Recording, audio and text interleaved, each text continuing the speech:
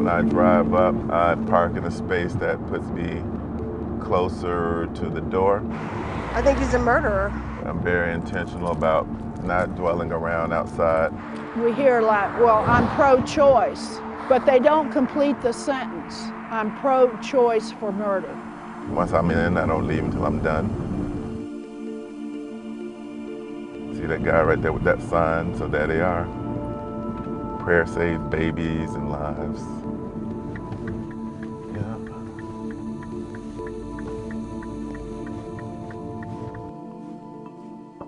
Yeah. Knock. This is Dr. Willie Parker. He's a Christian and a reproductive justice advocate. I'm Dr. Parker. I'll be helping to take care of you. So this will be about 5 weeks. Is that right? So what's going to happen is they're going to put some medicine in your IV. Inside, you're going to feel something go like this. That's me removing the pregnancy with a tube, and then you're going to feel a cramp.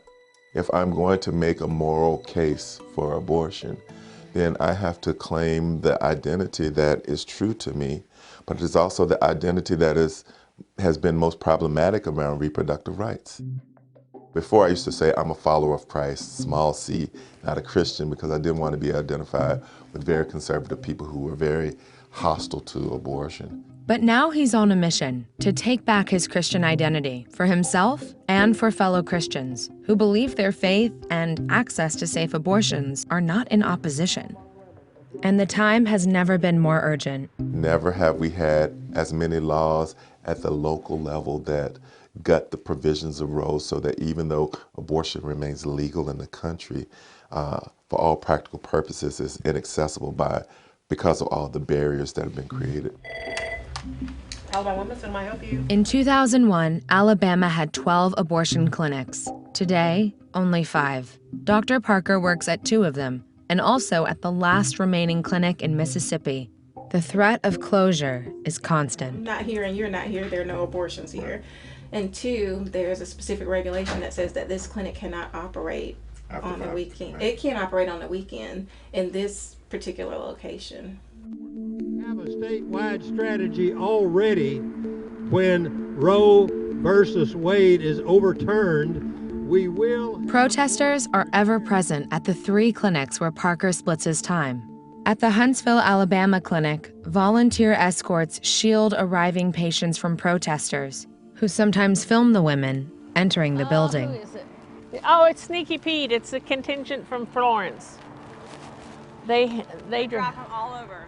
We spoke with a protester named Diane, who feels her prayers are finally being answered.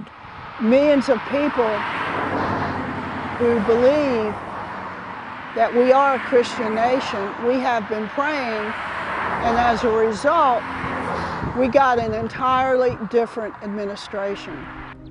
Across town, we met up with George Berry, a deacon at a local Baptist church who has been working to close the clinic in Huntsville. We passed a legislation last year that says, no, you can't have an abortion mill within 200 yards of an elementary school. That passed the Alabama legislature, both House, both Senate, and the governor signed it. It became law. A federal liberal judge, Myron Thompson, overturned that. And you've seen that over and over. A judge will just overturn good laws.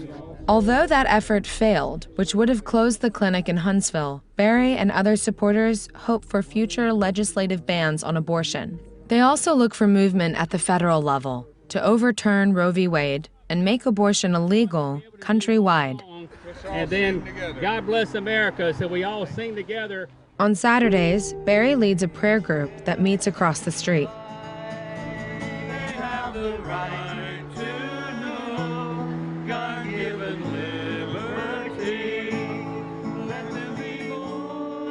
With President Trump's conservative stance on abortion, I'm pro-life. The judges will be pro-life. And his potential opportunity to appoint additional conservative judges to the Supreme Court, Dr. Parker has never faced so many challenges. We have a president that's openly hostile to reproductive rights, and we now have the possibility that the Supreme Court will be shifted to the point where they would overturn a challenge to Roe. But Dr. Parker trusts in his faith and believes this is the moral fight of his time. I was not of the age of accountability during the civil rights movement. I was not born into slavery. I'm in 2017, I'm a women's health provider.